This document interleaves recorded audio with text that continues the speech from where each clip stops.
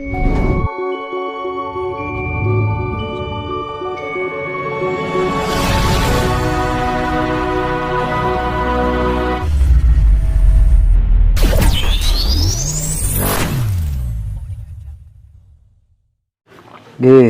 Gatot, alhamdulillah bisa bertemu kembali.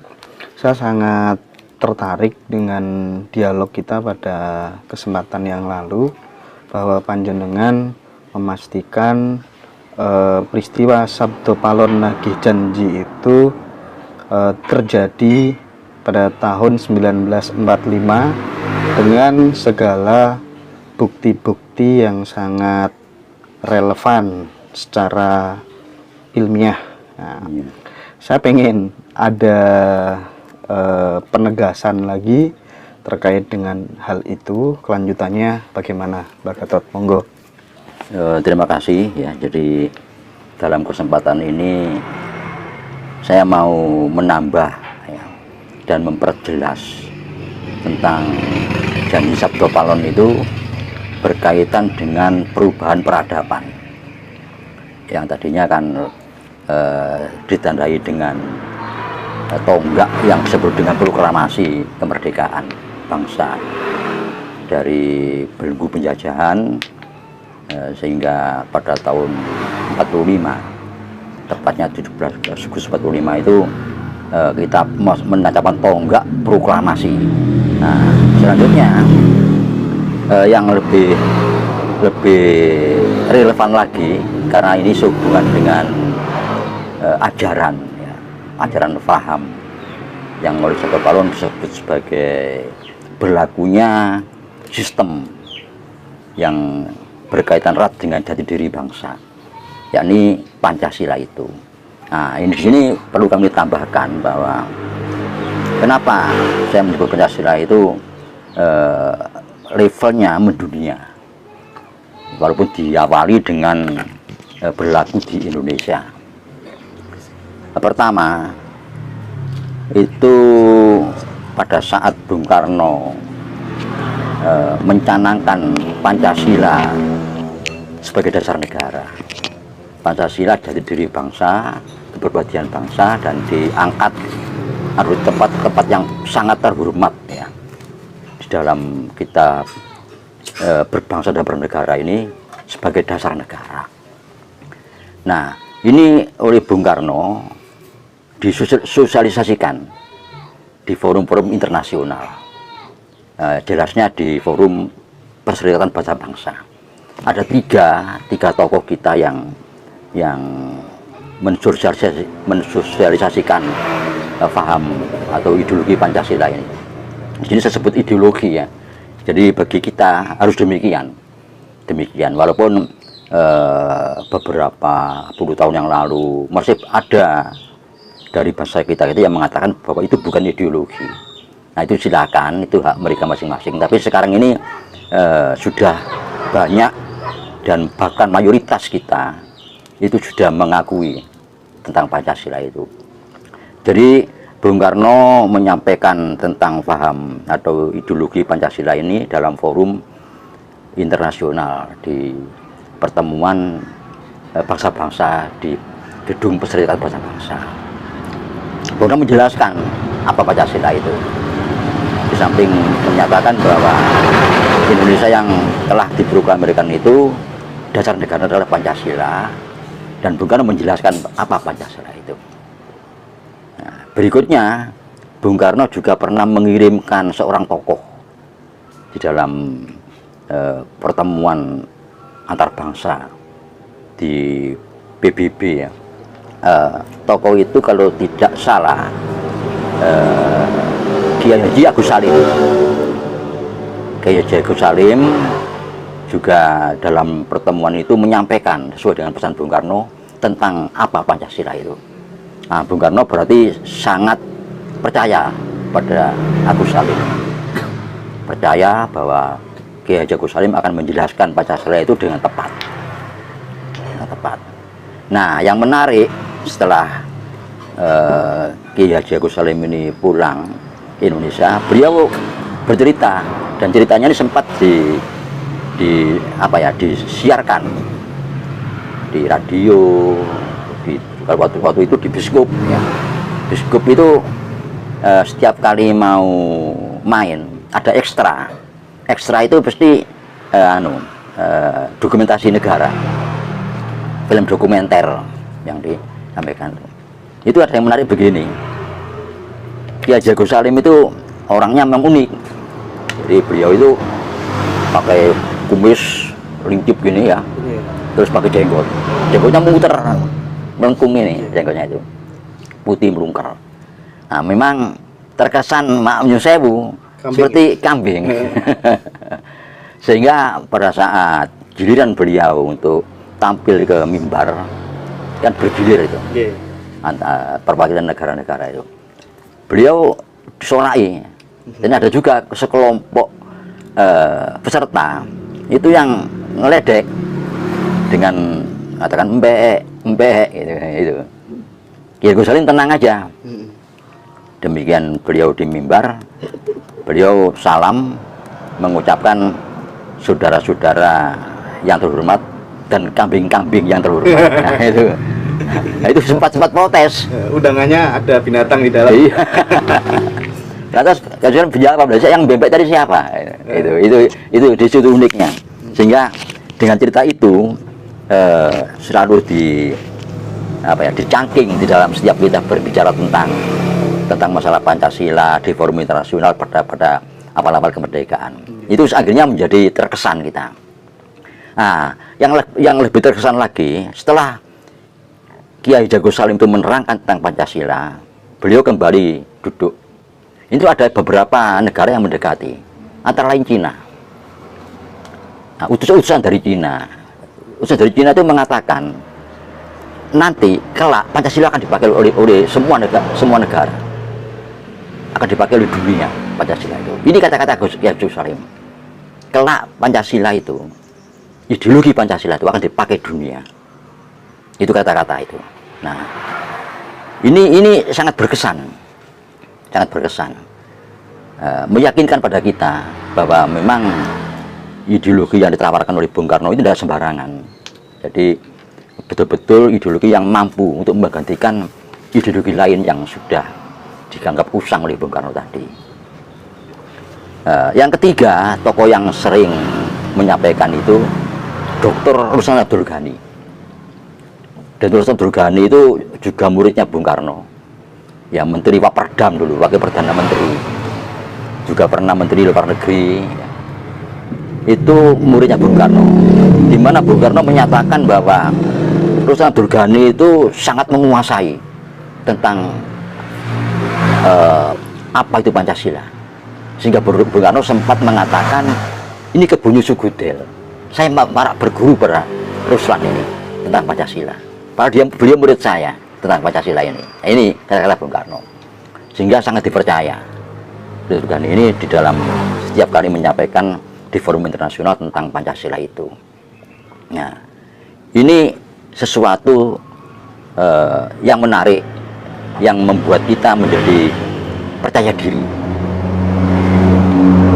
Berikutnya begini, jadi saya beberapa kali menyampaikan bahwa ideologi Pancasila itu memang sementara ini hanya di Indonesia yang pakai itu, tapi kelak akan mendunia. Nah, kenapa demikian?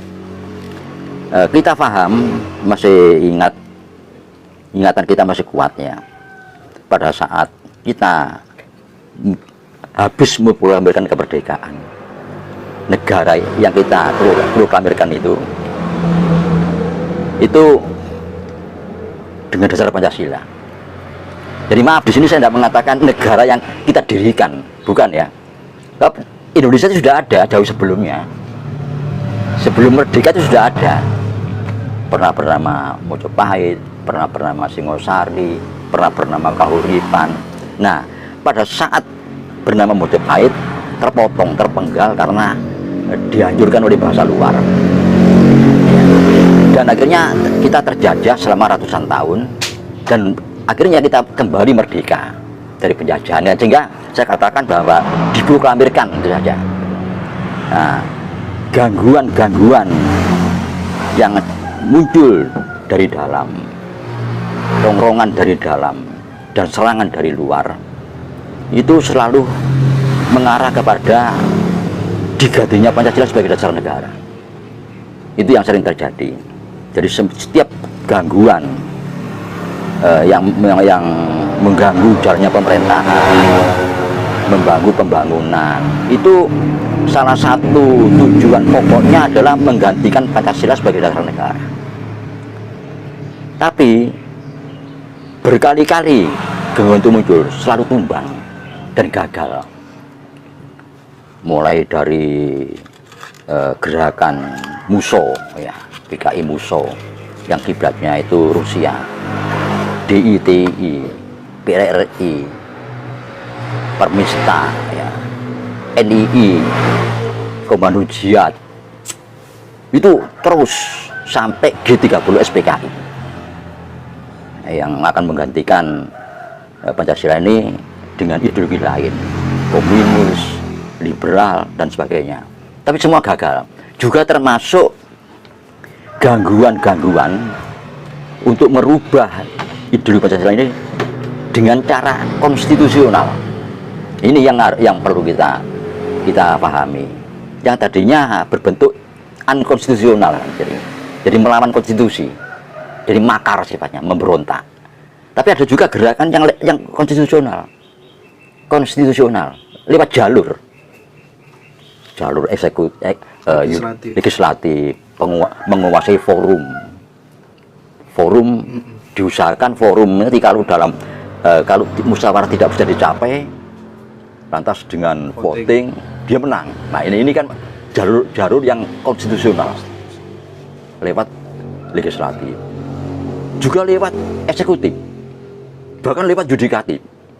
Nah, dan semua gangguan ini selalu ada campur tangan dari bangsa asing. Bahkan ada juga dan banyak yang disetir bangsa asing, dimunculkan oleh bangsa asing. Entah Eropa, entah Cina, entah Rusia, entah Amerika. Itu pasti di belakang itu ada kekuatan asing. Setiap kali kita diganggu. Nah, karena setiap kali ada gangguan dan selalu gagal, kita selalu menang. Pancasila selalu menunjukkan kesaktiannya, menunjukkan kekuatannya. Otomatis yang kagum itu bahasa asing. Yang heran itu bahasa asing. Kenapa? Ada apa dengan Pancasila ini? Ini, oleh karena itu beralasan kalau kita meyakini bahwa kelak Pancasila itu akan mendunia, dipakai oleh dunia. Karena dunia akan tercengang, akan berpikir sekian kali. Tiap kali dihancurkan, dihantam Indonesia ini dengan Pancasilanya, selalu bertahan. Nah ini kan akan menjadi tanda tanya. Akhirnya terpaksa mereka mempelajari Pancasila itu. Mereka akan mempelajari ada kekuatan apa di Pancasila ini. Nah disinilah yang kita sebutkan bahwa kelak Pancasila itu akan mendunia. Karena yang menguji itu bukan cuma kita, tapi juga bangsa asing. Dari segala macam ideologi yang sekian kali menghantam Indonesia dan kita bertahan dan kuat. Ini sehingga akan menjadi tanda tanya. Mereka akan mempelajari Pancasila itu apa. Nah, sehingga rupanya setelah terproses 75 tahun, nah, maka Pancasila itu gemblengan. Nah, kalau kita baca mendengarkan wayang ya, wayang yang ada tokoh-tokoh yang digembleng, dimasukkan ke Condro Dimuko, ya. Gatot Koco, ya, Bung Narokosuro, ada juga tokoh wayang yang sangat sakti, Wisanggeni, itu kan gemblengan Kawa Condro Dimuko. Jadi Bung Karno mengibaratkan itu. Jadi Pancasila itu digembleng di mana-mana sehingga 75 tahun itu sangat dewasa, kuat sekali dan akan dikagumi. Jadi itu yang kami tarik dari janji Sabdo Palon itu. Ya Pancasila ini ajaran yang akan dimunculkan, ajaran jati diri sesuai dengan jati diri bangsa. Nah, ini yang perlu kami tambahkan tentang Pancasila ini untuk menambah yang pernah saya jelaskan beberapa waktu yang lalu. Oke. Berapa tahun yang lalu itu saya sempat ngambil kuliah di Fakultas Hukum, Mbak. Cuman tidak sempat sampai selesai, hanya sekitar 4 semester.